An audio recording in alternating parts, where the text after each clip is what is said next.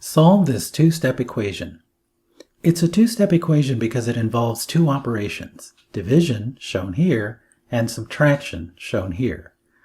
So let's take this equation and plug it into this template. So we get negative x divided by 2 minus 5 equals 3.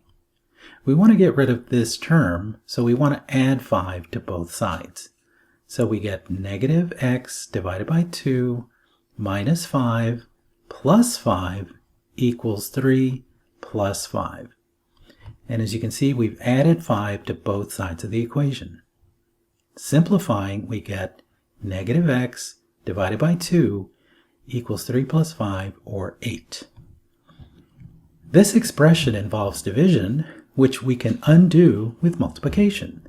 So we get negative x divided by 2 times negative 2. And the reason for the negative is to get rid of this negative.